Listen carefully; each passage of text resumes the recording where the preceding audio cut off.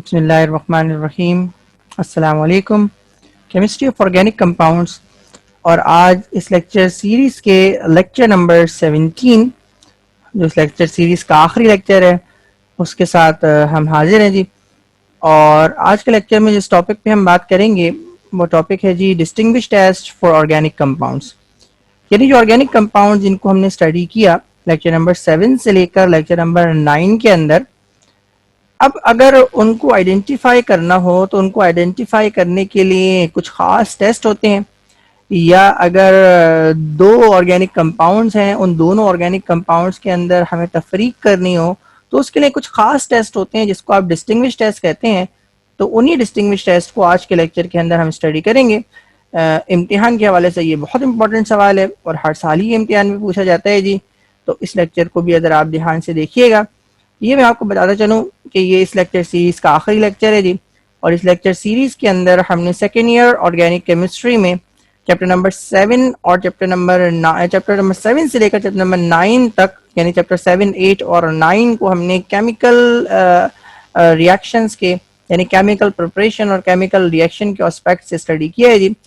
और शुरू के 6 लेक्चर्स के अंदर चैप्टर नंबर 7 को हमने कंप्लीट किया।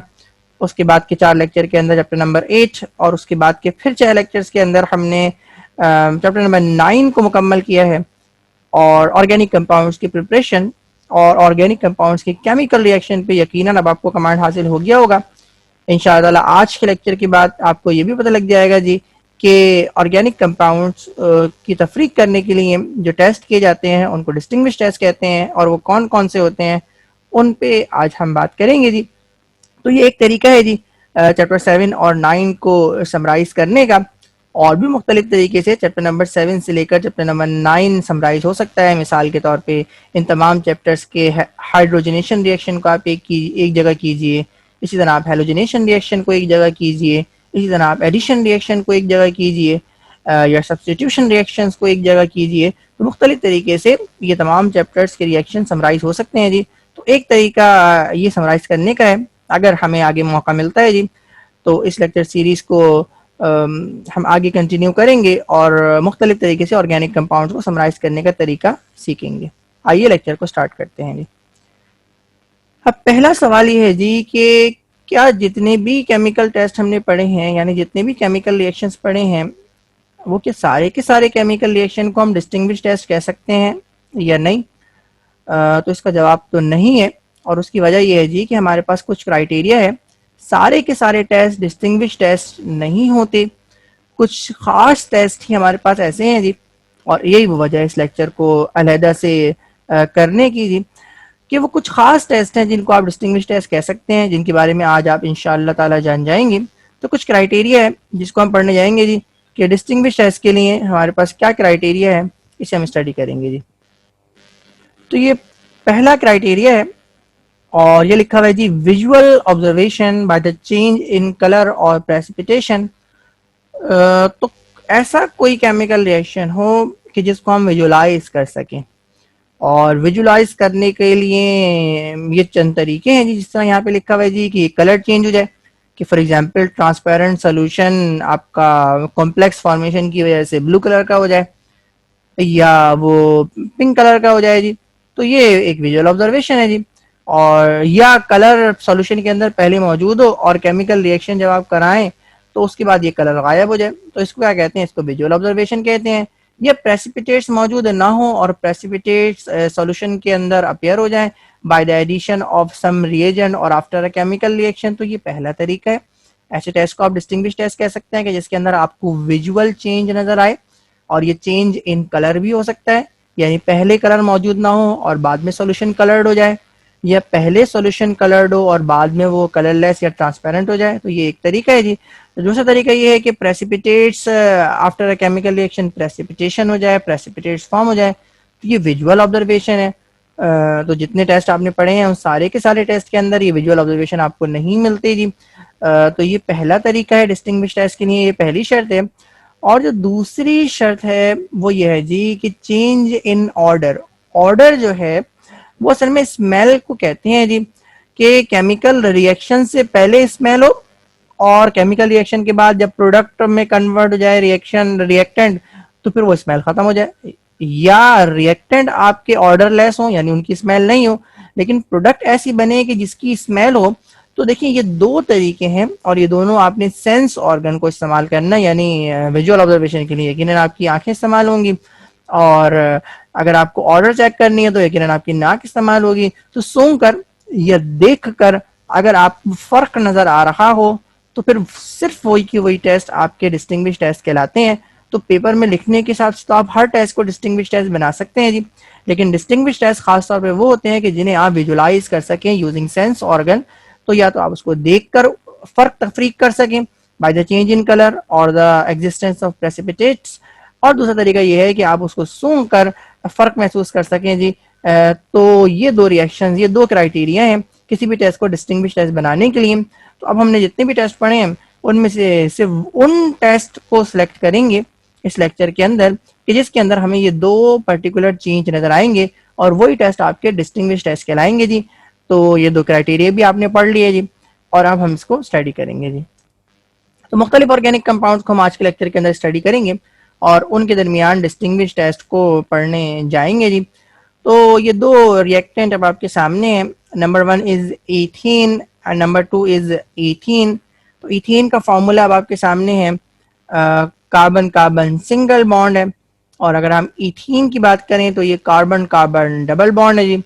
देखिए जो टेस्ट इथीन और इथीन को फर्क करने के लिए है, क्योंकि आप ये जानते हैं कि इथीन अल्केन फैमिली का मेंबर है और इथीन अल्कीन फैमिली का मेंबर है। तो अगर इम्तिहान में अल्केन और अल्कीन के दरमियान फर्क करने के लिए आता है तो तब भी आप ये टेस्ट लिख सकते हैं। ठीक है जी। तो हमने स्पेसिफिकली इथेन और इथीन की एग्जाम्पल से इसको डिस्कस किया। इम्तिहान में अगर आ जाता है अल्केन और अल्कीन के दरमियान फर्क बताएं तब भी आप इन रिएक्शंस को दे सकते हैं जी। तो यही वो रिएक्शन है जिसके जरिए से आप अल्कीन और अल्कीन में भी तफरीक कर सकते हैं जी। तो जो पहला तरीका है जी वो ये है जी कि आप ब्रोमीन वाटर से इसका रिएक्शन करवाएं जी। और ब्रोमीन वाटर आप ये जानते हैं जी कि ऑरेंज कलर का ये सॉल्यूशन होता है जी। तो अगर आप इथेन के साथ ब्रोमीन वाटर का रिएक्शन कराएंगे तो कोई डीकलराइजेशन अपीयर नहीं होगी। और इसका मतलब क्या है जी, इसका मतलब ये है कि डीकलराइजेशन ना होने का मतलब ये है कि ब्रोमीन वाटर अपने कलर को रिटेन रखेगा, और रिटेन रखने की वजह यह है जी कि ब्रोमीन वाटर ये रिएक्शन इथेन के साथ नहीं करेगा। तो ये भी हम जानते हैं जी कि जो ब्रोमीन वाटर है वो HOBr और HBr के अंदर कन्वर्ट हो जाता है जी, और फिर इन दोनों का क्या होता है जी, एडिशन रिएक्शन होता है आपके ऑर्गेनिक कंपाउंड के अंदर। और आप ये जानते हैं जी कि अल्केन्स आपके क्या होते हैं जी, पैराफिन्स होते हैं, ये आपके अनरिएक्टिव होते हैं, तो ये एडिशन रिएक्शन नहीं देते, इसलिए ये रिएक्शन नहीं होगा। और ये जब रिएक्शन नहीं होगा तो आपको कोई डीकलराइजेशन ऑब्जर्व नहीं होगी। लेकिन अगर आप ये रिएक्शन इथीन से करवाएंगे जी तो इथीन के अंदर आपको वाज़ेह तौर पर डबल बॉन्ड नजर आ रहे हैं, और इन डबल बॉन्ड की वजह से यहाँ पर एडिशन रिएक्शन होगा, और एडिशन रिएक्शन की होने की वजह से आपको ये दो प्रोडक्ट मिलेंगी। और खास बात क्या है जी कि यहाँ पर इन दोनों का जो मिक्सचर है जिसको आप ब्रोमीन वाटर कह रहे हैं वो आपका ऑरेंज कलर का सॉल्यूशन होता है, लेकिन ये जो दोनों प्रोडक्ट हैं ये दोनों ही आपकी कलरलेस यानी ट्रांसपेरेंट प्रोडक्ट हैं। तो ये ब्रोमीन वाटर जब कंज्यूम हो जाएगा and form these two product, तो आपको जो प्रोडक्ट मिलेगी वो आपकी होगी कलरलेस, यानी यहाँ पर आपको डी कलराइजेशन ऑब्जर्व हो जाएगी, और ब्रोमीन वाटर का जो ऑरेंज कलर है आफ्टर केमिकल रिएक्शन वो किसके अंदर वो कलरलेस हो जाएगा जी। तो ये एक वाज़े विजुअल ऑब्जर्वेशन है, और इस टेस्ट के जरिए आप इथेन और इथीन के अंदर, ये अल्कीन और अल्कीन के अंदर फर्क कर सकते हैं। तो ये पहला टेस्ट था कि आप ये रिएक्शन करवाएं ब्रोमीन वाटर से। जो दूसरा टेस्ट है वो क्या है जी, आप रिएक्शन करवाएं केमिनोफोर से, और आप ये जानते हैं जी कि इथेन केमिनोफोर के साथ रिएक्शन नहीं करेगा क्योंकि इथेन एडिशन रिएक्शन नहीं देता। केमिनोफोर ये वॉयलेट कलर का कॉन्सेंट्रेटेड बना हो, तो ये वॉयलेट कलर का सोल्यूशन होता है जी, और ये वॉयलेट कलर का सोल्यूशन डी कलराइज नहीं होगा। और डी कलराइज नहीं होने का मतलब ये है जी कि केमिनोफोर ने इथेन के साथ यानी अल्केन के साथ रिएक्ट नहीं किया जी। तो क्योंकि अल्केन अनरिएक्टिव होते हैं, यही वो वजह है जी कि यहाँ पर आपको रिएक्शन नहीं दिखा। लेकिन अगर आप इथीन के साथ रिएक्शन करवाएं केमिनोफोर का, तो आप ये जानते हैं जी कि ये ऑक्सीडेशन रिएक्शन होता है जी, केमिनोफोर ऑक्सीडाइजिंग एजेंट का काम करता है जी, और ये नेशन ऑक्सीजन को प्रोड्यूस करता है। जो वाटर की प्रेजेंस के अंदर इस डबल बॉन्ड की ब्रेकेज होती है, और ये जो कार्बन है ये ऑक्सीडाइज हो जाता है एंड और ये कन्वर्ट हो जाता है हाइड्रो ऑक्सिल ग्रुप के अंदर। तो ये आपको इथाइलिन ग्लाइकोल मिलता है। इथाइलिन ग्लाइकोल आपकी ट्रांसपेरेंट यानी कलरलेस प्रोडक्ट है, और KMnO4 को जब वो कंज्यूम कर लेती है तो उसकी वजह से होता क्या है जी कि KMnO4 का कलर डिसअपियर हो जाता है और आपको प्रोडक्ट कैसी मिलती है जी, वो कलरलेस मिलती है। तो यहाँ पर भी आपको विजुअल ऑब्जर्वेशन नजर आ रही है कि अगर इथेन के साथ रिएक्शन करवाएंगे तो KMnO4 अपने कलर को रिटेन रखेगा, कोई डीकलराइजेशन नहीं होगी। लेकिन आपने इथीन के साथ रिएक्शन करवाया तो KMnO4 का कलर गायब हो गया। तो ये वाज़ेह ऑब्जर्वेशन है जिसकी बेस पे आप इथेन और इथीन के अंदर फर्क कर सकते हैं जी। तो इम्तिहान में अगर ये सवाल आते हैं तो आपको सिर्फ और सिर्फ ऑब्जर्वेशन नहीं लिखनी होती, बल्कि केमिकल इक्वेशन लिखकर भी इस बात को साबित करना पड़ता है। यानी अगर डीकलराइजेशन हो रही है तो इसका मतलब है यकीनन कोई ना कोई रिएक्शन हुआ है। तो वो रिएक्शन क्या हुआ है उसकी बैलेंस केमिकल इक्वेशन आपको लिख के देनी पड़ती है, और उन्हीं रिएजेंट से आप रिएक्शन करवा दें अपने दूसरे वाले कंपाउंड का, और जहां रिएक्शन नहीं हो रहा वहां पे आप या तो नो रिएक्शन लिख दें, या नो डीकलराइजेशन लिख दें, या नो प्रेसिपिटेशन लिख दें, या नो ऑर्डर लिख दें। ठीक है जी। तो ये मुख्तलिफ तरीके हैं इनको एक्सप्रेस करने के, क्योंकि आपने कंपेरिजन करना है तो आपको इन दोनों के लिए ही इक्वेशन लिख के दिखानी पड़ेगी। जहां रिएक्शन नहीं हो रहा वहां नो रिएक्शन लिखें, जहां रिएक्शन हो रहा है वहां पे आप उस रिएक्शन को कंप्लीट करके दिखाएं।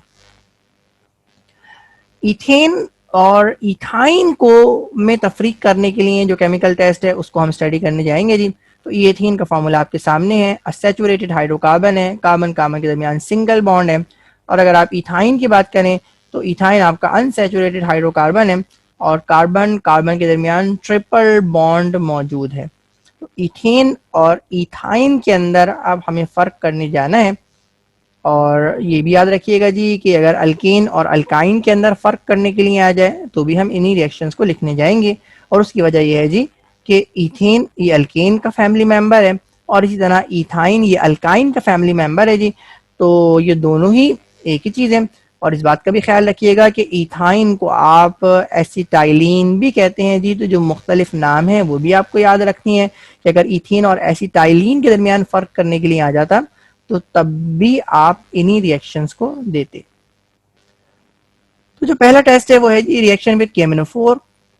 KMnO4 के बारे में भी आप पहले पढ़ चुके हैं जी कि इथेन KMnO4 को डीकलराइज नहीं करता और उसकी वजह यह है कि इनके दरमियान रिएक्शन नहीं होता। ये इथेन आपका अनसेचुरेटेड इथेन आपका सेचुरेटेड हाइड्रोकार्बन है, तो ये KMnO4 के साथ एडिशन रिएक्शन या ऑक्सीडेशन रिएक्शन नहीं देगा जी। अब जब रिएक्शन नहीं होगा तो KMnO4 अपने कलर को रिटेन रखेगा और कोई डीकलराइजेशन नहीं होगी। लेकिन आप ये जानते हैं जी कि इथाइन ये रिएक्ट करता है जी KMnO4 के साथ।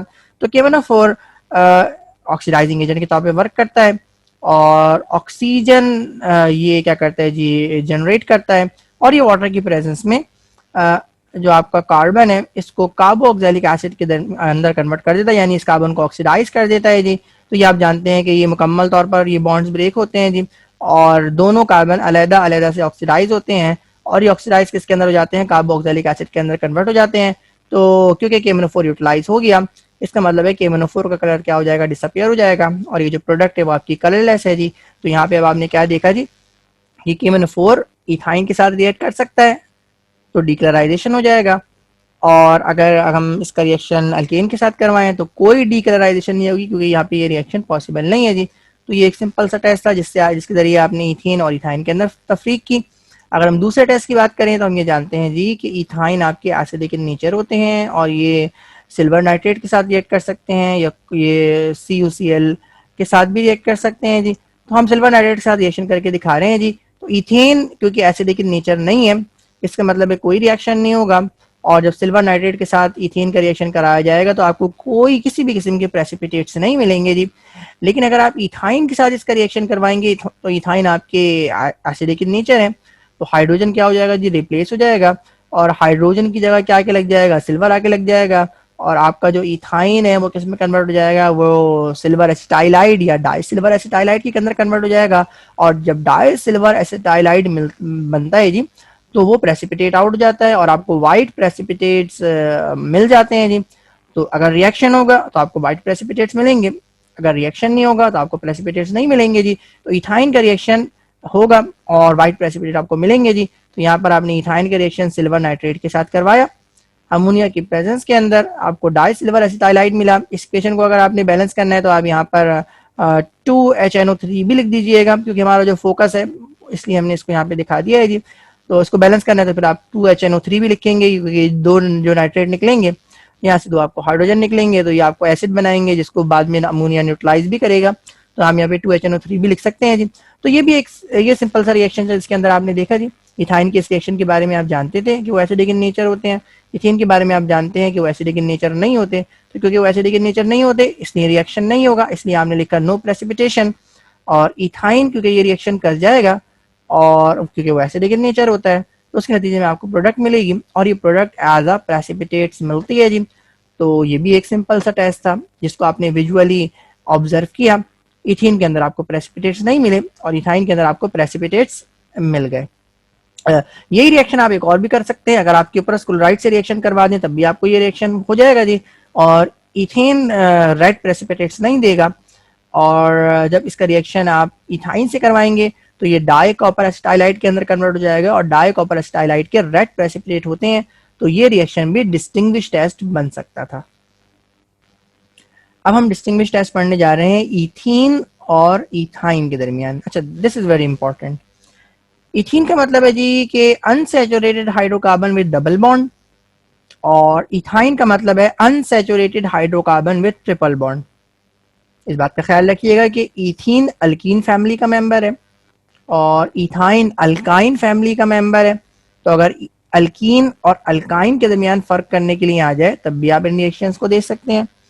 एक बात का और ख्याल रखिएगा जी कि इथीन को आप इथाइलिन भी कहते हैं और इथाइन को आप एसिटाइलिन भी कहते हैं, तो अगर इथाइलिन और एसिटाइलिन के दरमियान फर्क करने के लिए आ जाए तो ये भी आपके दिमाग में होना चाहिए जी कि ethyne is also known as ethylene, ये कॉमन नेम है इथीन का, और इथाइन का कॉमन नेम क्या है जी, एसिटाइलिन है। तो ये मुख्तलिफ तरीके हैं इम्तिहान में इस डिस्टिंग्विश टेस्ट को पूछने के जी। आइए देखते हैं कि वो कौन से दो रिएक्शन है कि जिनके जरिए हम इथीन और इथाइन के दरमियान फर्क कर सकेंगे। तो ये रिएक्शन अब आपके सामने है, रिएक्शन विद सिल्वर नाइट्रेट, और आप ये जानते हैं जी कि इथाइन एसिडिक इन नेचर होते हैं लेकिन ना इथीन यानी कार्बन कार्बन डबल बॉन्ड वाला कंपाउंड एसिडिक इन नेचर होता है, ना इथीन यानी कार्बन कार्बन सिंगल बॉन्ड वाला कंपाउंड एसिडिक इन नेचर होता है जी। तो अगर इथीन का रिएक्शन करवाएंगे आप सिल्वर नाइट्रेट से तो कोई रिएक्शन नहीं होगा और आपको प्रेसिपिटेट्स नहीं मिलेंगे, तो आपने इथीन का फार्मूला लिखा, सिल्वर नाइट्रेट के साथ इसका रिएक्शन करवाया, क्योंकि इथीन एसिडिक इन नेचर नहीं है इसलिए हमने लिख दिया नो रिएक्शन या नो प्रेसिपिटेशन। लेकिन जब आप इथाइन के साथ रिएक्शन करवाएंगे तो आप ये जानते हैं जी कि इथाइन एसिडिक इन नेचर है और वो सिल्वर नाइट्रेट के साथ रिएक्ट करके डाई सिल्वर एसिटाइलाइट के अंदर कन्वर्ट हो जाएगा और डाई सिल्वर एसिटाइलाइट के व्हाइट प्रेसिपिटेट्स आपको मिलेंगे। देखिए यहाँ पर इक्वेशन बैलेंस भी है जी, तो यहाँ पे हमने नाइट्रिक एसिड को भी यहाँ पे मेंशन कर दिया है जी। बहुत अच्छा है, आप इक्वेशंस को बैलेंस करके शो करें जी। तो यहाँ आपको व्हाइट प्रेसिपिटेट्स मिले क्योंकि इथाइन एसिडिक इन नेचर है, जबकि इथीन एसिडिक इन नेचर नहीं है इसलिए आपको कोई प्रेसिपिटेट्स नहीं मिले। तो ये पहला डिस्टिंग्विश टेस्ट है बिटवीन इथीन एंड इथाइन। और जो दूसरा टेस्ट है वो आप इसका रिएक्शन करवा दें आप क्यूप्रस क्लोराइड के साथ, और आप ये जानते हैं यहाँ पर भी जो प्रॉपर्टी है वो यही है कि जी एसिडिक इन नेचर है या नहीं। तो क्योंकि इथेन एसिडिक इन नेचर नहीं है तो ना वो सिल्वर नाइट्रेट के साथ रिएक्ट कर सकता है ना वो क्यूप्रस क्लोराइड के साथ रिएक्ट कर सकता है, इसलिए यहाँ पर आपको कोई प्रेसिपिटेट नहीं मिलेंगे। इथीन का क्यूप्रस क्लोराइड के साथ कोई रिएक्शन नहीं होगा। लेकिन अगर आप ये रिएक्शन करवाएंगे इथाइन के साथ तो इथाइन एसिडिक इन नेचर है और यहाँ पर क्या होगा जी, यहाँ पर आपको रेड प्रेसिपिटेट्स मिलेंगे किसके, डाई कॉपर एसिटाइलाइट के जी। तो ये भी देखिए इक्वेशन मैंने यहाँ पे बैलेंस करके दी है, इथाइन एसिडिक इन नेचर है, ये दोनों हाइड्रोजन रिमूव हो जाएंगे, इन दोनों हाइड्रोजन की जगह कॉपर आके लग जाएगा और ये डाई कॉपर एसिटाइलाइट के अंदर कन्वर्ट हो जाएगा। तो डाई कॉपर एसिटाइलाइट के आपको प्रेसिपिटेट्स मिल जाएंगे और ये वो रिएक्शन है जिसके जरिए आप इथीन और इथाइन में फर्क कर लेंगे जी कि आपने रिएजेंट एक ही डाला है, दोनों के अंदर आपने देखिए रिएजेंट कॉपर क्यूप्रस क्लोराइड ही डाला है, एक के अंदर आपको प्रेसिपिटेट्स मिल रहे हैं और एक के अंदर आपको प्रेसिपिटेट्स नहीं मिल रहा है। जिसके अंदर आपको प्रेसिपिटेट मिल रहा है वो आपका इथाइन है, जिसके अंदर आपको प्रेसिपिटेट्स नहीं मिल रहा है वो आपका क्या है जी, इथीन है। तो एक ही टेस्ट है, एक ही रिएजेंट है, लेकिन वो दो डिफरेंट कंपाउंड के दरमियान फर्क करने के लिए इस्तेमाल हो रहा है। इथेन और बेंजीन, इसके दरमियान किस तरह से हम तफरीक करेंगे। इथेन का ये फार्मूला आपके सामने है जी और बेंजीन के बारे में आप अच्छे तरीके से जानते हैं जी। देखिए ये जो टेस्ट है ये अल्कीन और बेंजीन के दरमियान भी फर्क करने के लिए इस्तेमाल हो सकता है जी। इम्तिहान में बहुत बार पूछा गया है जी हेक्सेन और बेंजीन के दरमियान फर्क करें, तो हेक्सेन और बेंजीन के दरमियान फर्क करने के लिए भी ये रिएक्शन इस्तेमाल हो सकता है जी। या आप ये कह लें जी कि एलिफेटिक कंपाउंड और एरोमेटिक कंपाउंड के दरमियान आप फर्क करें तो उसके अंदर भी ये रिएक्शन इस्तेमाल हो सकता है जी, क्योंकि यहाँ पे अगर आप क्लासिफिकेशन की बात करें तो इथेन और aliphatic in nature, open chain आपके हाइड्रोकार्बन है जी। और अगर आप बेंजीन की बात करें तो ये साइक्लिक कंपाउंड है और साइक्लिक के अंदर भी एरोमेटिक इन नेचर है। तो मुख्तलिफ तरीके हैं जी, कंपाउंड मुख्तलिफ हो सकते हैं लेकिन ये रिएक्शन जी सेम रहेगा। तो इथेन और बेंजीन के दरमियान आप देखने जा रहे हैं कि कौन से रिएक्शन है जिससे इन दोनों के दरमियान फर्क किया जाता है जी। तो इथेन और बेंजीन को डिस्टिंग्विश करने के लिए ये पहला टेस्ट है जी, और ये बड़े वाज़ेह टेस्ट है जी, और ये वो टेस्ट है जिसके लिए आपको इक्वेशन भी लिखने की जरूरत नहीं पड़ती। और ये लिखा हुआ है जी बर्निंग इन एयर। तो अगर हम इथेन को एयर के अंदर बर्न करेंगे तो जो वाज़ेह विजुअल ऑब्जर्वेशन है वो काला सूट है। यहाँ पे लिखा हुआ है बर्न विद सूट, सूट का मतलब होता है काला धुआं। तो इथेन को जब आप एयर के साथ बर्न करेंगे तो आपको कोई सूट नहीं मिलेगा, कोई काला धुआं नहीं मिलेगा, जिससे आपको वाज़ेह हो जाएगा जी कि ये आपका एरोमेटिक कंपाउंड है, नहीं है जी। लेकिन अगर आप बेंजीन को बर्न करेंगे तो उसके नतीजे में आपको क्या मिलेगा, ब्लैक सूट मिलेगा। तो ये वो वाज़ेह ऑब्जर्वेशन है जिसके लिए आपको किसी इक्वेशन की भी जरूरत नहीं है, बल्कि आप सिर्फ और सिर्फ ये ऑब्जर्वेशन लिख देते हैं जी। और ये वो मेन टेस्ट है जिसके जरिए से आप एरोमेटिक कंपाउंड और नॉन एरोमेटिक कंपाउंड के अंदर फर्क करते हैं। चाहे वो रिंग काउंट, यानी अगर आप साइक्लोहेक्सेन होता तो उसके लिए भी ये टेस्ट आप लिख सकते थे जी। अगर अल्केन के अंदर कितने भी कार्बन को ऐड कर दें जी तो उसके अंदर भी ये टेस्ट लिख सकते हैं जी। तो ये वाज़ेह टेस्ट है एरोमेटिक और नॉन एरोमेटिक कंपाउंड के अंदर तफरीक करने का। कि आप क्या करें जी, उस कंपाउंड को लें और उस कंपाउंड को एयर के अंदर आप बर्न करें। अगर वो काले धुएं के साथ जलता है तो इसका मतलब ये है कि वो एरोमेटिक कंपाउंड है। अगर वो काले धुएं के साथ नहीं जलता तो इसका मतलब है वो नॉन एरोमेटिक कंपाउंड है जी। अगर केमिकल इक्वेशन से अगर आपको डिस्टिंग्विश करना है तो आप ब्रोमिनेशन करवा लें जी। और आप ये जानते हैं जी कि इथेन एडिशन रिएक्शन नहीं देता। ब्रोमिनेशन अगर आप करवा रहे हैं तो ये आप सनलाइट की मौजूदगी में नहीं करा, अगर आप सनलाइट की मौजूदगी में करवाएंगे तो फिर एक अलग मसला है, ठीक है जी। लेकिन यहाँ पर आप bromination in the absence of sunlight करवा रहे हैं, in the presence of FeBr3। आप ये जानते हैं जी कि यहाँ पर एडिशन रिएक्शन और FeBr3 से यहाँ पर सब्सटीट्यूशन रिएक्शन भी पॉसिबल नहीं है। ब्रोमिनेशन सिर्फ और सिर्फ सनलाइट की मौजूदगी में पॉसिबल है। आप ये in the absence of sunlight करवा रहे हैं, इसलिए यहाँ पर ना एडिशन रिएक्शन होगा ना सब्सटीट्यूशन रिएक्शन होगा, और ब्रोमीन वाटर अपने कलर को रिटेन रखेगा तो कोई डीकलराइजेशन ऑब्जर्व नहीं होगी। और अगर आप बेंजीन की बात करें जी तो बेंजीन ब्रोमीन वाटर के साथ रिएक्ट करेगा, ये इलेक्ट्रोफिलिक सब्स्टिट्यूशन रिएक्शन होगा और उसके नतीजे में जो आपको प्रोडक्ट मिलेगी तो ब्रोमीन वाटर जब कंज्यूम हो जाएगा, यानी ब्रोमीन जब कंज्यूम हो जाएगा तो ब्रोमीन के कंज्यूम होने से होगा क्या जी कि आपका जो ब्रोमीन है उसका कलर ऑरेंज कलर का सॉल्यूशन होता है, वो क्या हो जाएगा, वो डीकलराइज हो जाएगा।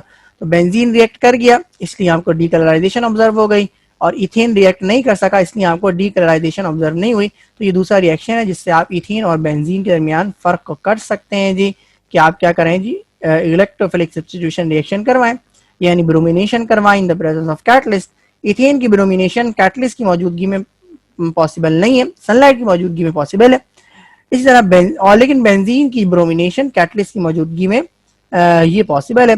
तो एक रिएक्शन यहाँ पे आपने क्या देखा जी, पॉसिबल है, एक रिएक्शन आपने क्या देखा, इम्पॉसिबल है जी। इसलिए ये रिएक्शन भी डिस्टिंग्विश टेस्ट बन गया। अगर आप सनलाइट की मौजूदगी में करवाएंगे तो सनलाइट की मौजूदगी में ये दोनों ही रिएक्शन देते हैं, ठीक है जी। ये बेंजीन एडिशन रिएक्शन दे देगा और ये आपका इथेन सब्स्टिट्यूशन रिएक्शन दे देगा, दोनों ही के अंदर आपको डीकलराइजेशन ऑब्जर्व हो जाएगी। जब दोनों के अंदर डीकलराइजेशन ऑब्जर्व हो जाएगी, यानी दोनों ही एक जैसा बिहेव कर रहे हैं, तो फिर वो टेस्ट कभी भी डिस्टिंग्विश टेस्ट नहीं बन सकता। इसलिए हमने यहाँ पे सनलाइट नहीं लिख सकते, बल्कि ब्रोमिनेशन करवानी है आपको कैटलिस्ट की मौजूदगी में। इथेन और इथाइल क्लोराइड के दरमियान कैसे तफरीक करेंगे, आइए इसको देखते हैं जी। तो ये इथेन है, अल्केन फैमिली का मेंबर है, फार्मूला आपके सामने है। और ये इथाइल क्लोराइड है, यानी हाइड्रोजन यहाँ पे सब्स्टिट्यूट हो गया है क्लोरो से, इसको क्लोरोइथेन भी कहते हैं। और ये अल्काइल हैलाइड फैमिली का मेंबर है। तो इम्तिहान में अगर अल्केन और अल्काइल हैलाइड के दरमियान फर्क करने के लिए आ जाए तब भी आप इन रिएक्शंस को लिख सकते हैं। तो आइए देखते हैं इथेन और इथाइल क्लोराइड के अंदर वो दो कौन से टेस्ट हैं जिससे इनके दरमियान फर्क किया जा सकता है जी। इथेन और इथाइल क्लोराइड का डिस्टिंग्विश टेस्ट अब आपके सामने है जी। और ये पहला टेस्ट है जी कि आप रिएक्शन करवाएं सिल्वर ऑक्साइड से जी। तो आप ये जानते हैं जी कि इथेन एडिशन रिएक्शन नहीं देता, इथेन सब्स्टिट्यूशन रिएक्शन भी देता है क्योंकि ये आपका सैचुरेटेड हाइड्रोकार्बन है और ये अनरिएक्टिव होता है जी। तो इथेन सिल्वर ऑक्साइड के साथ रिएक्शन नहीं कर सकता, कोई रिएक्शन नहीं होगा, और जब कोई रिएक्शन नहीं होगा तो आपको किसी किस्म के कोई प्रेसिपिटेट ऑब्जर्व नहीं होंगे। लेकिन अगर आप इथाइल क्लोराइड का रिएक्शन सिल्वर ऑक्साइड से करवाएं तो थोड़ा सा अपने दिमाग में लेके आए, ये आपने ईथर की तैयारी के लिए इस रिएक्शन को पढ़ा है जी। और होता क्या है, ये इक्वेशन अब आपके सामने है जी, कि ये क्लोरो इथेन या सिल्वर ऑक्साइड के साथ रिएक्ट करता है, एक्सेसिव क्वांटिटी इथाइल क्लोराइड की इस्तेमाल होती है जी। तो ये जो सिल्वर है ये क्लोराइड को अपने साथ ले जाता है और इसके नतीजे में आपको सिल्वर क्लोराइड मिलता है, और ये सिल्वर क्लोराइड ये प्रेसिपिटेट्स की फॉर्म में मिलता है, और उसके ये आपका वैसे बाय प्रोडक्ट होता है। जो मेन प्रोडक्ट होता है वो आपके लिए क्या होता है जी, आपको डाई इथाइल ईथर मिलता है जी। लेकिन जो विजुअल ऑब्जर्वेशन है वो विजुअल ऑब्जर्वेशन ये है जी कि अगर इथाइल क्लोराइड का रिएक्शन सिल्वर ऑक्साइड के साथ करवाया जाएगा तो आपको व्हाइट प्रेसिपिटेट्स मिलेंगे सिल्वर क्लोराइड के, जो इस बात का सबूत होंगे जी कि सिल्वर क्लोरीन के साथ क्या हो गया जी, रिमूव हो गया, और ऑक्सीजन ने यकीनन इस कार्बन दोनों इथाइल ग्रुप के दरमियान क्या कर लिया होगा, बॉन्ड कर लिया होगा, और उसके नतीजे में आपको ऑर्गेनिक कंपाउंड मिल गया होगा। तो प्रेसिपिटेट्स का मिलना ये इस बात का सबूत है जी कि इथाइल क्लोराइड सिल्वर ऑक्साइड के साथ रिएक्ट कर गया। और प्रेसिपिटेट्स का ना मिलने का मतलब ये है जी कि इथेन का रिएक्शन सिल्वर ऑक्साइड के साथ नहीं हुआ जी। तो ये भी आपको समझ में आ गया जी कि वाइट प्रेसिपिटेट कैसे मिलते हैं और किसके मिलते हैं। और ये भी आपका डिस्टिंग्विश टेस्ट है जी कि एक रिएक्टेंट तो ये रिएक्शन नहीं दे रहा लेकिन दूसरा रिएक्टेंट इसी रिएक्शन को दे रहा है जी। तो ये पहला डिस्टिंग्विश टेस्ट है इथेन और इथाइल क्लोराइड के दरमियान कि आप इथेन का रिएक्शन सिल्वर ऑक्साइड से करवाएं, आपको रिएक्शन नहीं होगा, प्रेसिपिटेट्स नहीं मिलेंगे। लेकिन अगर आपने इथाइल क्लोराइड का रिएक्शन सिल्वर ऑक्साइड के साथ करवाया तो उसके नतीजे में आपको व्हाइट प्रेसिपिटेट्स मिलेंगे, और ये व्हाइट प्रेसिपिटेट सिल्वर क्लोराइड के होंगे। ये दूसरा डिस्टिंग्विश टेस्ट इथेन और इथाइल क्लोराइड के दरमियान अब आपके सामने आ रहा है, और यहाँ पर आपने रिएक्शन करवाना है सोडियम इथेनोएट से। और आप ये जानते हैं जी कि इथेन एडिशन रिएक्शन देता है, सब्स्टिट्यूशन रिएक्शन देता है, तो इसका मतलब है रिएक्शन होना ही नहीं है, और जब रिएक्शन नहीं होगा तो कोई स्मेल प्रोड्यूस नहीं होगी। ये स्मेल किस चीज की है इस पर भी हम बात करते हैं जी। और अगर हम इथाइल क्लोराइड का रिएक्शन करवाएंगे सोडियम इथेनोएट से तो उसके नतीजे में आपको स्मेल ऑब्जर्व होगी, और ये जो स्मेल ऑब्जर्व होगी या ये जो ऑर्डर ऑब्जर्व होगा ये एस्टर की फॉर्मेशन की वजह से होगा। इस बात का ख्याल रखिएगा जी कि ऑर्गेनिक कंपाउंड्स के अंदर जो एस्टर हैं जी उनकी फ्रूटी स्मेल होती है।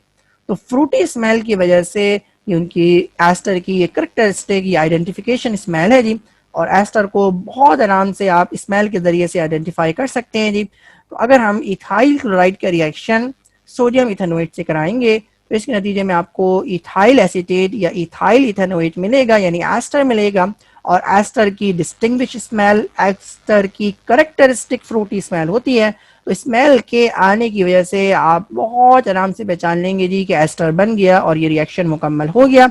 इस बात का ख्याल रखिएगा जी कि इथाइल क्लोराइड और सोडियम इथेनोएट ये दोनों कोई ऑर्डर नहीं रखते, यानी इनकी कोई स्मेल नहीं होती जी।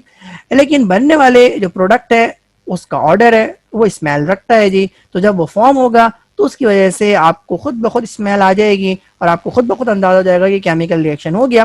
तो ऊपर वाली रिएक्शन में आपने देखा कि आपको कोई स्मेल का चेंज नजर नहीं आया, पहले भी ये ऑर्डर लेस था रिएक्शन, आपने जब इसके अंदर रिएजेंट ऐड किया रिएक्शन हुआ ही नहीं, इसलिए कोई स्मेल आपको ऑब्जर्व नहीं हुई। लेकिन इथाइल क्लोराइड ने इस रिएक्शन को मुकम्मल किया और मुकम्मल करने की वजह से आपको करेक्टरिस्टिक डिस्टिंग्विश स्मेल आपको प्रोड्यूस हुई, जिसको आपने स्मेल करके अंदाजा लगा लिया जी कि कंपाउंड आपका इथाइल क्लोराइड है।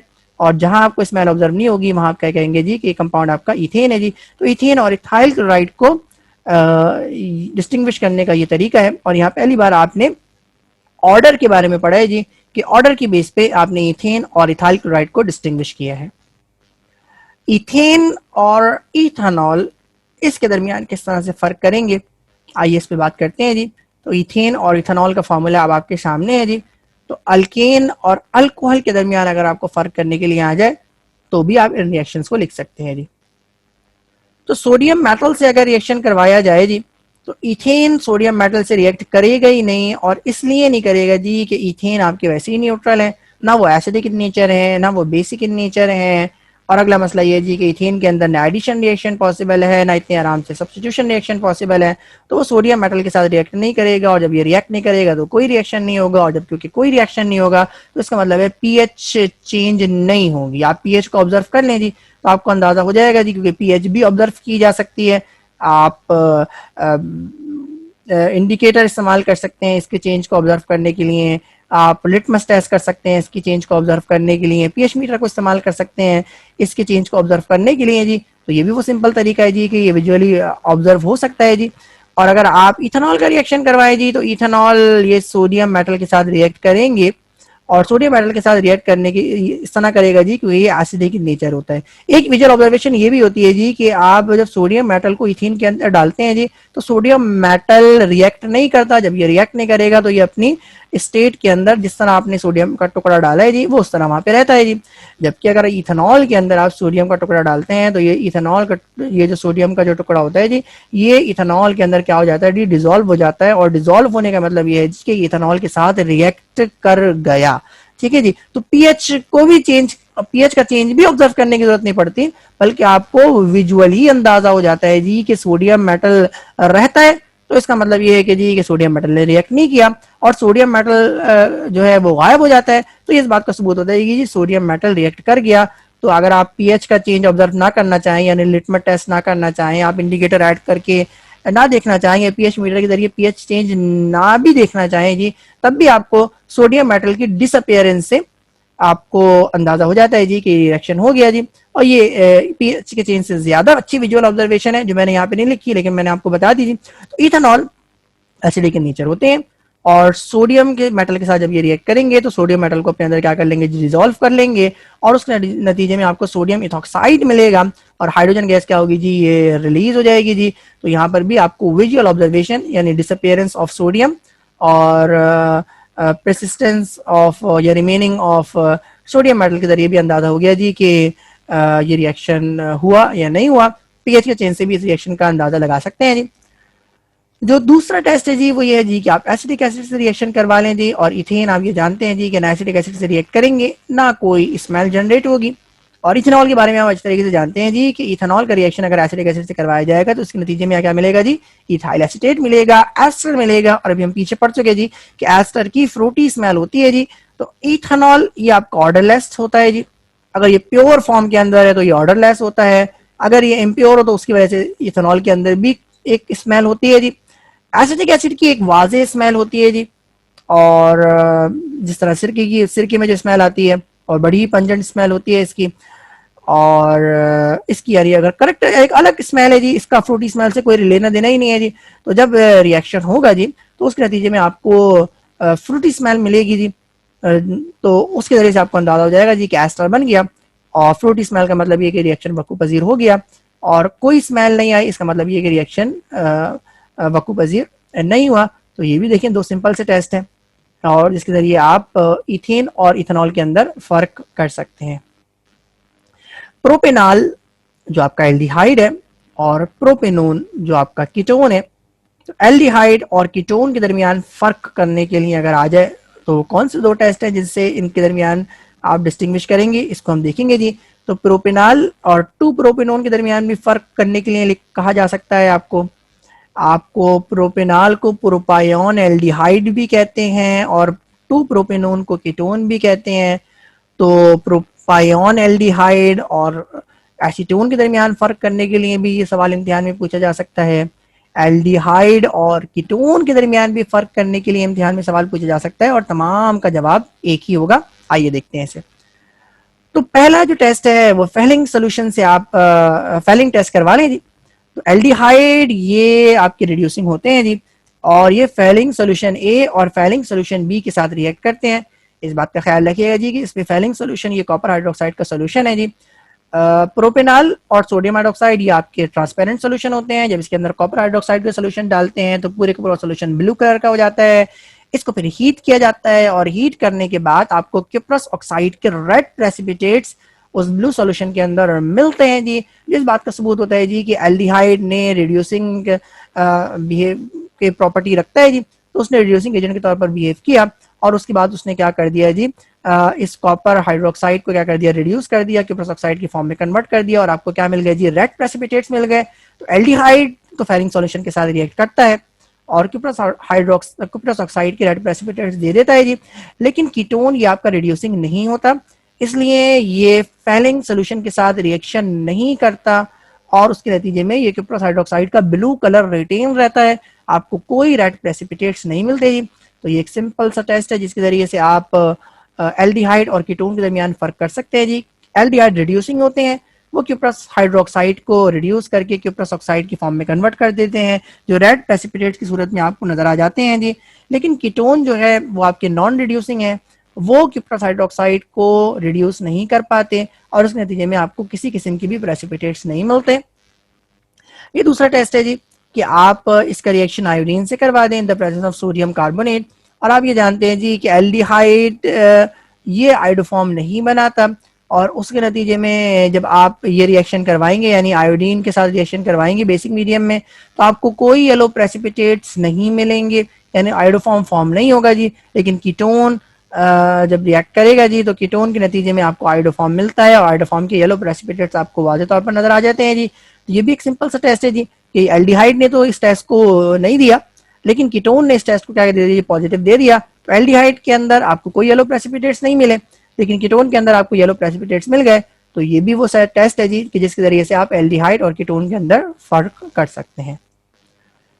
तो ये चंद रिएक्शन से हमने चंद ऑर्गेनिक कंपाउंड्स को आपके सामने डिस्कस किया, और जो हमारा मेन मोटिव था वो ये था जी कि हम उन रिएक्शंस को सिलेक्ट करें कि जिन रिएक्शंस के जरिए हम ऑर्गेनिक कंपाउंड्स के दरमियान फ़र्क कर सकें। तो इम्तिहान में किस तरह के सवाल पूछे गए, क्योंकि इम्तिहान में सवाल लाजमी आता है और हर साल ही ये आपके पेपर के अंदर मौजूद होता है। तो इम्तिहान में आने वाले चंद क्वेश्चंस को डिस्कस करते हैं। ये पहला सवाल है जी, और लिखा हुआ है जी डिफरेंशिएट आपको करना है between saturated and unsaturated hydrocarbon. अब देखिए आपके पास ओपन चॉइस है जी, सैचुरेटेड के अंदर तो एक ही है अल्कीन, और अनसैचुरेटेड के अंदर आपकी मर्जी है कि आप डबल बॉन्ड वाला अल्कीन ले लें या ट्रिपल बॉन्ड वाला आप अल्काइन ले लें जी। तो देखिए इम्तिहान में इसको करने का एक तरीका ये है जी, मैंने वहां तो आपको डिफरेंट तरीके से बताया, लेकिन इम्तिहान में आपको चाहिए जी कि आप 2 कॉलम बनाएं और इनके बारे में लिखें जी। तो हम सैचुरेटेड हाइड्रोकार्बन को इथेन की एग्जाम्पल से और अनसैचुरेटेड हाइड्रोकार्बन को इथेन की एग्जाम्पल से स्टडी करने जा रहे हैं। आप भी इसको इस तरह से लिख सकते हैं जी, और उसके बाद फिर आपने इक्वेशंस आपको पता है जी कि आप इथेन के साथ जब रिएक्शन करवाएंगे तो इथेन में आपको कोई डीकलराइजेशन ऑब्जर्व नहीं होगी, जब ब्रोमीन वाटर के साथ रिएक्ट करवाएंगे तो डीकलराइजेशन ऑब्जर्व नहीं होगी, लेकिन इथीन आपके साथ क्या है जी, रिएक्ट करेगा और ब्रोमीन वाटर के साथ, और उसके नतीजे में आपको डीकलराइजेशन ऑब्जर्व हो जाएगी। तो आपने ऑब्जर्वेशन भी लिख दी और उसके साथ इक्वेशन भी लिख दी। और इसी तरह जब आप रिएक्शन करवाएंगे KMnO4 के साथ इथेन का, कोई डीकलराइजेशन ऑब्जर्व नहीं होगी, लेकिन अगर आप ये रिएक्शन करवाएंगे इथीन का तो इथीन रिएक्ट करेगा और डीकलराइज ये KMnO4 को कर देगा। तो ये टेस्ट आपने पीछे भी पढ़े थे, और आपने इम्तिहान में किस तरह से इसको मेंशन करना है, किस तरह से सवाल का जवाब देना है, वो भी मैंने आपके सामने रखा। ये दूसरा सवाल है जी, और यहाँ पे लिखा हुआ है जी एलिफेटिक और एरोमेटिक हाइड्रोकार्बन के दरमियान फर्क करें, या हेक्सेन और बेंजीन के दरमियान फर्क करें जी। तो देखिए एलिफेटिक का मतलब होता है जो एरोमेटिक ना हो, यानी जिसके अंदर बेंजीन का रिंग ना हो, और एरोमेटिक आपको अंदाजा है जी कि बेंजीन ही एरोमेटिक कंपाउंड आपने पढ़ा है जी, तो उसके बारे में आप उसको लेंगे।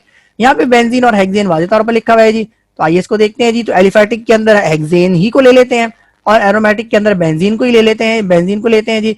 तो ये दोनों ही सवाल का जवाब एक है जी। तो हेक्सेन ये सूट के साथ बर्न नहीं करता, यहाँ पे देंगे, वहां पे आपने इथेन की एग्जाम्पल से डिस्कस किया था, अब यहाँ पे आपने हेक्सेन का फॉर्मूला लिख दिया। तो हेक्सेन को अगर आप बर्न करेंगे तो काला धुआं नहीं मिलेगा, और बेंजीन को अगर आप बर्न करेंगे तो आपको ब्लैक सूट मिलेगा। तो ये सिंपल एक वाज़ेह ऑब्जर्वेशन है जिससे आप इसको डिस्टिंग्विश कर सकते हैं। अगर आप हेक्सेन की ब्रोमिनेशन करवाएंगे तो हेक्सेन की ब्रोमिनेशन आपके कैटलिस्ट के लुइस एसिड की मौजूदगी में नहीं होती, यहाँ कोई डीकलराइजेशन नहीं होगी, यानी ब्रोमीन अपने कलर को रिटेन रखेगा। और अगर आप बेंजीन का रिएक्शन करवाएंगे लुइस एसिड कैटलिस्ट की मौजूदगी में, तो यहाँ पे आपको इलेक्ट्रोफिलिक सब्स्टिट्यूशन रिएक्शन होता है जी, और जो ब्रोमीन है उसका कलर क्या हो जाता है, वो डीकलराइज हो जाता है। तो यहाँ पे आपने ये 2 रिएक्शंस देखे जी। ये तीसरा सवाल आपके सामने है और यहाँ पे लिखा हुआ है जी केमिकल टेस्ट आपको देना है, अल्केन और अल्कीन के दरमियान फर्क करना है या इथेन और इथीन के दरमियान फर्क करना है। दोनों का जवाब आपके एक ही है जी। तो आपने कहा लिखा जी कि इथेन ब्रोमीन वाटर के साथ रिएक्ट नहीं करता, इसलिए कलर डीकलराइजेशन नहीं होती, जबकि अल्कीन ये ब्रोमीन वाटर के साथ रिएक्ट करेगा और डीकलराइजेशन हो जाएगी। इसी तरह अगर KMnO4 की बात करें जो, तो KMnO4 के साथ इथेन रिएक्ट नहीं करेगा, कोई डीकलराइजेशन नहीं होगी, लेकिन इथेन रिएक्ट करेगा इसलिए डीकलराइजेशन होगी। और जब डीकलराइजेशन होगी KMnO4 की तो जो रिएक्शन होगा उसका मतलब यकीनन डीकलराइजेशन हो रही है, तो उसका मतलब रिएक्शन हो रहा है। तो जहां रिएक्शन होगा वहां आपको बैलेंस केमिकल इक्वेशन लिखना आपके लिए लाजमी है।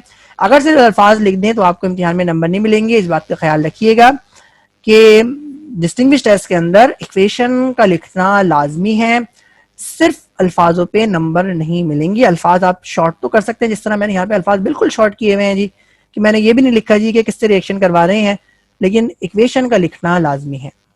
क्वेश्चन नंबर 4 आपके सामने है और यहाँ पे आपको अल्केन और अल्काइन के दरमियान फर्क करना है, या आप इसको कह सकते हैं इथेन और इथाइन के दरमियान फर्क करना है। ये भी अभी आपने पीछे पढ़ा है जी। तो इथेन ये KMnO4 के साथ रिएक्ट नहीं करेगा, डीकलराइजेशन KMnO4 की नहीं होगी। अल्काइन KMnO4 के साथ रिएक्ट कर जाएगा और डीकलराइजेशन आपको ऑब्जर्व हो जाएगी जी। अगर दूसरा टेस्ट ये है जी कि इथेन ये सिल्वर नाइट्रेट के साथ रिएक्ट नहीं करेगा, कोई प्रेसिपिटेट ऑब्जर्व नहीं होंगे, लेकिन इथाइन ये सिल्वर नाइट्रेट के साथ रिएक्ट करेगा और डाई सिल्वर एसिटाइलाइट के व्हाइट प्रेसिपिटेट्स आपको मिलेंगे। क्वेश्चन 5 आपके सामने है जी और यहाँ पे लिखा हुआ है जी give us chemical test to distinguish between aldehyde and ketone. तो एल्डिहाइड और कीटोन के दरमियान आपने फर्क करने के लिए टेस्ट देना है। या लिखा हुआ है जी distinguished by a simple chemical test of formaldehyde and acetone. तो फॉर्मेल्डिहाइड और एसीटोन के दरमियान आपने फर्क करना है और सिंपल केमिकल टेस्ट के जरिए ये फर्क करना है। आइए इसको देखते हैं जी। तो हमने लिखा जी एल्डिहाइड के रेड प्रेसिपिटेट आपको नहीं मिलते जी, तो आपने यहाँ पे देखिए उसने फॉर्मेल्डिहाइड कहा था तो आपने यहाँ पे फॉर्मेल्डिहाइड लिख दिया, और आप चाहें तो इसको प्रोपायोन एल्डिहाइड के अंदर भी कन्वर्ट कर सकते हैं, यहाँ पे सिर्फ C2H5 लगाना पड़ेगा। तो जो एल्डिहाइड है यानी फॉर्मेल्डिहाइड है या इसके अलावा जो भी एल्डिहाइड के फैमिली मेंबर्स हैं जी, वो आपकी रिड्यूसिंग होते हैं जी, और वो इस कॉपर हाइड्रोक्साइड को किप्रस ऑक्साइड के अंदर कन्वर्ट कर देते हैं और आपको रेड प्रेसिपिटेट्स मिल जाते हैं।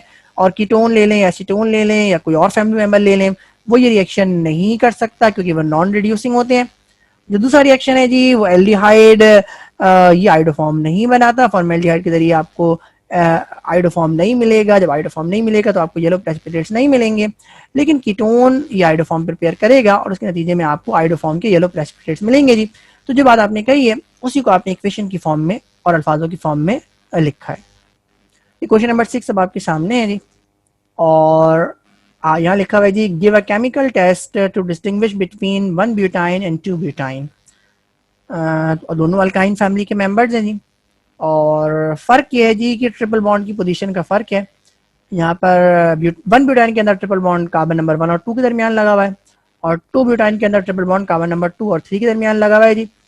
तो हम ये जानते हैं जी, और ये मैंने इससे पहले भी बात की है जी, कि टर्मिनल ब्यूटाइन यानी अगर ट्रिपल बॉन्ड कॉर्नर पे हो तब तो आपके अल्काइन एसिडिक इन नेचर होते हैं जी, लेकिन अगर ये ट्रिपल बॉन्ड कहीं बीच में आ जाए तो फिर वो अल्काइन एसिडिक इन नेचर नहीं होते। तो आइए इसके रिएक्शन देखते हैं जी।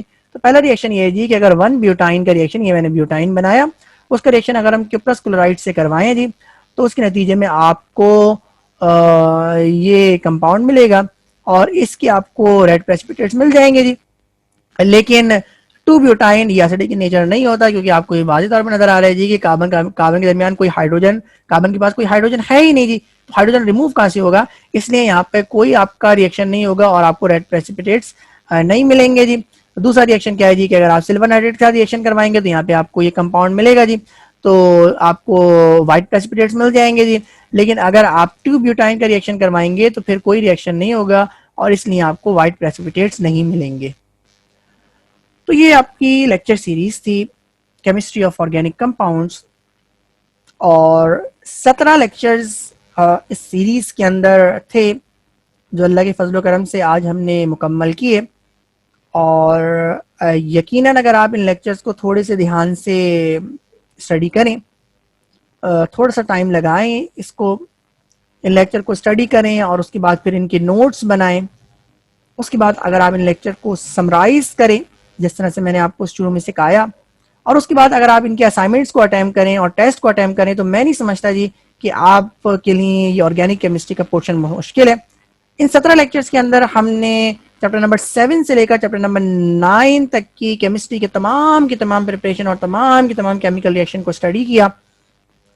वो अलग बात है जी कि लेक्चर थोड़े से तवील थे, लेकिन एक आर्टिकल को एक ही साथ कंप्लीट करना ये मैं बेहतर समझता हूँ, और यही मैं रिकमेंड करता हूँ कि तैयारी के लिए सबसे बेहतरीन तरीका ये है जी कि आप इसको टुकड़ों में ना बांटें। आप इस 17 से इन लेक्चर को 34 पे ले जाएंगे तो आप खुद परेशान हो जाएंगे, इसलिए मैंने थोड़े से टाइम को तो बढ़ाया, लेकिन लेक्चर्स को कोशिश करिए जी कि एक आर्टिकल एक ही लेक्चर के अंदर समराइज हो जाए। तो इसलिए लेक्चर्स थोड़े से 1 घंटे से ज़्यादा तवील भी हो गए कुछ लेक्चर्स, लेकिन आपको भी मैं रिकमेंड यही करूंगा जी कि आप इन आर्टिकल्स की यानी अल्केन को अगर स्टडी कर रहे हैं तो अल्केन को पूरे का पूरा एक साथ स्टडी करें। इस तरह अगर आप एल्डिहाइड को स्टडी कर रहे हैं तो एल्डिहाइड को एक साथ स्टडी करें, एक साथ स्टडी करने में ज़्यादा फायदा है जी। तो आज इस केमिस्ट्री ऑफ ऑर्गेनिक कंपाउंड ये जो लेक्चर सीरीज थी इसका आज आखिरी लेक्चर था, तो यहाँ हमने इसको कंप्लीट किया। मैं आपको एक बार फिर कहूँगा जी कि अगर आपने इसको इस पे कमांड हासिल करनी है तो आपको वाकई इसकी प्रैक्टिस करनी पड़ेगी। जो रेगुलर स्टूडेंट हैं जो बाकायदगी के साथ लेक्चर ले रहे हैं, क्योंकि इम्तिहान में अभी वक्त है जी, तो आप इसको वीकली कम से कम समराइज ज़रूर करें। अगर वीकली नहीं कर सकते तो मंथली कम से कम समराइज ज़रूर करें जी, कि आप एक बार लेक्चर वाइज और टॉपिक वाइज आप इन्हें समराइज करें, और समराइज करने के बाद आप एक बार जो असाइनमेंट अटैम्प्ट कर चुके हैं वो एक बार फिर असाइनमेंट्स को अटैम्प्ट करें, ताकि आपकी प्रैक्टिस में रहें जी। और जब आप ये इसको प्रैक्टिस में रखेंगे तो इंशाअल्लाह ताला इसका आप फ़ायदा इम्तिहान में देखेंगे। जो नेक्स्ट लेक्चर है ये तो हमारी लेक्चर सीरीज थी जो 17 लेक्चर पर मुश्तमिल थी, जिसको आज हमने कंप्लीट किया। इसके बाद जो नेक्स्ट लेक्चर है ये भी मैंने आपसे बात कर ली थी कि आपको प्रैक्टिस करनी पड़ेगी। अगर आप इसकी प्रैक्टिस करते हैं तो यकीनन आप परफेक्ट हो जाएंगे और आपको वाज़ेह तौर पर फ़र्क नज़र आ जाएगा। जो नेक्स्ट लेक्चर सीरीज़ है हमारी उसके अंदर हमें चंद आर्टिकल्स डिस्कस करने हैं जी, और बेसिकली ये मिनी लेक्चर सीरीज़ है, और इस लेक्चर सीरीज़ के अंदर हम फिजिकल प्रॉपर्टीज़, यूजेस और ऑर्गेनिक कंपाउंड के स्ट्रक्चर को डिस्कस करेंगे जी। यानी चैप्टर नंबर 7 से लेकर चैप्टर नंबर 9 के अंदर जो चीज़ें छोटी छोटी चीज़ें जो डिस्कस नहीं हो सकी क्योंकि हमारा फोकस केमिकल रिएक्शंस थे, तो इंशाअल्लाह ताला उनको इन लेक्चर्स के अंदर जिनकी तादाद 4 है जी, फिजिकल प्रॉपर्टी इसका पहला लेक्चर है जी, तो उसके अंदर हम इंशाअल्लाह ताला इसको कंप्लीट करेंगे जी, ताकि आप 100% 7 से लेकर 9 चैप्टर्स तक की कवरेज हो जाए। और उसके बाद इंशाअल्लाह ताला हमारा इरादा इनऑर्गेनिक केमिस्ट्री को भी स्टार्ट करने का है जी। तो जो नेक्स्ट लेक्चर है हमारा वो है जी physical properties of organic compounds. तो जितने भी ऑर्गेनिक कंपाउंड्स हमने स्टडी किए हैं, जिनकी केमिस्ट्री को हमने स्टडी किया था, अगले लेक्चर के अंदर उनकी फिजिकल प्रॉपर्टीज को स्टडी करेंगे जी। तो आपसे नेक्स्ट लेक्चर के अंदर मुलाकात होगी। अपना ख्याल रखिएगा। अस्सलामु अलैकुम।